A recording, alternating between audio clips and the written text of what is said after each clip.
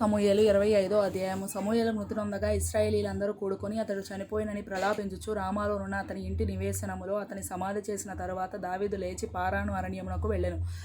కర్మెలులోని మాయోనునందు ఆస్తి గలవాడొకడు కాపురం ఉండెను. అతడు బహుభాగ్యవంతుడు. అతనికి 3000 గొర్రెలను 1000 మేకలను ఉండెను. అతడు కర్మెలులో తన గొర్రెల బొచ్చు కత్తిరించుటకై పోయి ఉండెను. అతని పేరు నాబాలు. అతని భార్య పేరు అబీగయిలు. ఈ స్త్రీ సుబుద్ధి గలదై రూపసి అయి ఉండెను. అయితే చర్యలను బట్టి చూడగా నాబాలు మోటువాడును దుర్మార్గుడునై ఉండెను. అతడు కాలేబు సంతతివాడు. నాబాలు గొర్రెల బొచ్చు కత్తెర వేయించుచున్నాడని అరణ్యమందున్న దావీదు విని తన పనివారిలో 10 మందిని పిలిచి వారితో ఇట్లనెను, మీరు కర్మెలునకు నాబాలు నొద్దకు పోయి నా పేరు చెప్పి కుశల ప్రశ్నలు అడిగి ఆ భాగ్యవంతునితో నీకును నీ ఇంటికిని నీకు కలిగిన అంతటికిని క్షేమమవును గాక అని పలికి ఈ వర్తమానము తెలియజెప్పవలెను. నీ వద్ద గొర్రెల బొచ్చు కత్తిరించు వారున్నారను సంగతి నాకు వినబడెను. నీ గొర్రె కాపరులు నా దగ్గర నుండగా మేము వారికి ఏ కీడును చేసి ఉండలేదు. వారు కర్మెలులో నున్నంత కాలం వారు ఏదియూ పోగొట్టుకొనలేదు. నీ పనివారిని నీవు అడిగిన ఎడల వారలాగు చెప్పుదురు. కాబట్టి నా పనివారికి దయచూపుము. శుభదినమున మేము వచ్చితిమి కదా. నీకిష్టము వచ్చినట్టు నీ దాసులకును నీ కుమారుడైన దావీదునకును ఇమ్ము.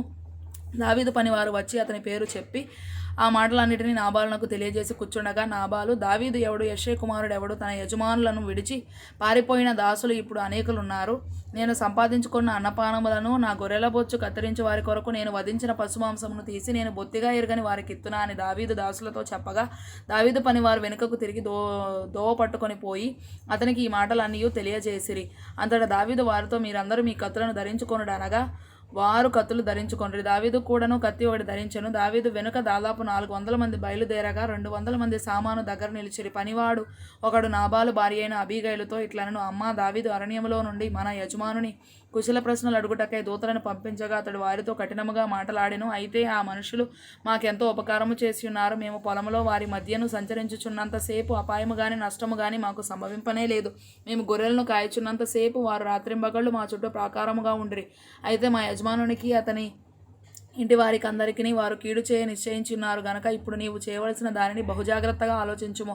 మన యజమానుడు బహు పనికి మాలిన వాడు, ఎవనిని తనతో మాటలాడనియడు అనెను. అందుకు అబీగయిలు నాబాలుతో ఏమీ చెప్పక త్వరపడి 200 రొట్టెలను 2 ద్రాక్షారసపు తిత్తులను వండిన 5 గొర్రెల మాంసమును 5 మానికల వేచిన ధాన్యమును 100 ద్రాక్షగలను 200 అంజూరపు అడలను గార్ధబొమ్మల మీద వేయించి మీరు నాకంటే ముందుగా పోవుడి, నేను మీ వెనుక నుండి వచ్చేదనని తన పనివారికి ఆజ్ఞనిచ్చి గార్ధబొమ్మ మీద ఎక్కి పర్వతపు లోయలోనికి వచ్చుచుండగా దావీదును అతని జనులను ఆమెకు ఎదురుపడిరి. ఆమె వారిని కలుసుకొనెను.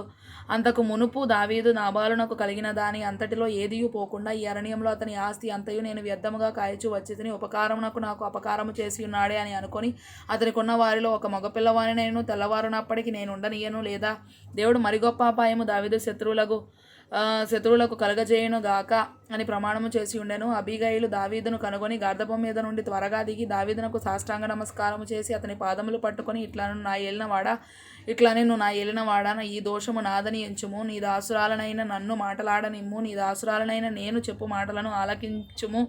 నా ఏలినవాడ, దుష్టుడైన ఈ నాబాలును లక్ష్య పెట్టవద్దు. అతని పేరు అతని గుణములను సూచించుచున్నది. అతని పేరు నాబాలు, మోటుతనము అతని గుణము. నా ఏలినవాడు పంపించిన పనివారు నాకు కనబడలేదు. నా ఏలినవాడ, యెహోవా జీవముతోడు, నీ జీవముతోడు ప్రాణహాని చేయకుండా యెహోవా నిన్ను ఆపియున్నాడు. నీ చెయ్యి నిన్ను సంరక్షించనన్న మాట నిజమని యెహోవా జీవముతోడు, నీ జీవముతోడు అని ప్రమాణము చేయుచున్నాను. నీ శత్రువులను నా ఏలినవాడవైన నీకు చెడు చేయను ఉద్దేశించు వారును నాబాలు వలె ఉందురుగాక. అయితే నేను నా ఏలినవాడవగు నీ యొద్దకు తెచ్చిన ఈ కానుకను నా ఏలినవాడవగు నిన్ను వెంబడించు పనివారికి ఇప్పించి నీ దాసురాలైన నా తప్పు క్షమించుము. నా ఏలినవాడవగు నీవు యెహోవా యుద్ధములను చేయుచున్నావు గనుక నా ఏలినవాడవగు నీకు ఆయన శాశ్వతమైన సంతతినిచ్చును. నీవు బ్రతుకు దినములు అన్నిటను నీకు అపాయము కలగకుండాను. నిన్ను హింసించుటకైనను నీ ప్రాణము తీయుటకైనను ఎవడైనా ఉద్దేశించిన ఎడల నా ఏలినవాడవగు నీ ప్రాణము నీ దేవుడైన యెహోవా యొద్దనున్న జీవపు మూటలో కట్టబడను. ఒకడు వడిసెలతో రాయి విసిరినట్లు ఆయన నీ శత్రువుల ప్రాణములను విసిరివేయును. యెహోవా నా ఏలినవాడవగు నిన్ను గూర్చి సెలవిచ్చిన మేలు అంతటికి నీకు చేసి నిన్ను ఇశ్రాయేలీయుల మీద అధిపతినిగా నిర్ణయించిన తరువాత నా ఏలినవాడవగు నీవు రక్తమును నిష్కారణముగా చిందించినందుకే గాని నా ఏలినవాడవగు నీవు పగ తీర్చుకొనినందుకే గాని మనోవిచారమైనను దుఃఖమైనను నా ఏలినవాడవగు నీకు ఎంత మాత్రమును కలగకపోవును గాక. యెహోవా నా ఏలినవాడవగు నీకు మేలు చేసిన తరువాత నీవు నీ దాసురాలనగు నన్ను జ్ఞాపకము చేసుకొనుము అనెను. అందుకు దావీదు, నాకు ఎదురు పడుటకై నిన్ను పంపిన ఇశ్రాయేలీల దేవుడైన యెహోవాకు స్తోత్రము కలుగునుగాక. నేను పగ తీర్చుకొనకుండాను ఈ దినమున ప్రాణము తీయకుండాను నన్ను ఆపినందుకై నీవు ఆశీర్వాదం నొందుదువుగాక. నీవు చూపిన బుద్ధి విషయమై నీకు ఆశీర్వాదము కలుగునుగాక. నీవు త్వరపడి నన్ను ఎదుర్కొనకపోయిన ఎడల నీకు హాని చేయకుండా నన్ను ఆటంకపరిచిన ఇశ్రాయేలీల దేవుడైన యెహోవా జీవము తోడు. తెల్లవారులోగా నాబాలునకు మగవాడు ఒకడును విడువబడడన్న మాట నిశ్చయము అని చెప్పి తన యొద్దకు ఆమె తెచ్చిన వాడిని ఆమె చేత తీసుకొని, నీ మాటలు నేను ఆలకించి నీ మనవిని అంగీకరించితిని, సమాధానముగా నీ ఇంటికి పొమ్మని ఆమెతో చెప్పెను. అబీగయలు తిరిగి నాబాలునొద్దకు రాగా రాజులు విందు చేసినట్లు అతడి ఇంటిలో విందు చేసి త్రాగుచు బహు సంతోషించుచు మత్తుగా నుండెను గనుక తెల్లవారు వరకు ఆమె అతనితో కొద్ది గొప్ప మరేమీ చెప్పక ఊరకుండెను. ఉదయమున నాబాలునకు మత్తు తగ్గి ఉన్నప్పుడు అతని భార్య అతనితో ఆ సంగతులను తెలియచెప్పక భయము చేత అతని గుండె పగిలెను. అతడు రాతి వలె బిగిసికొని పోయెను.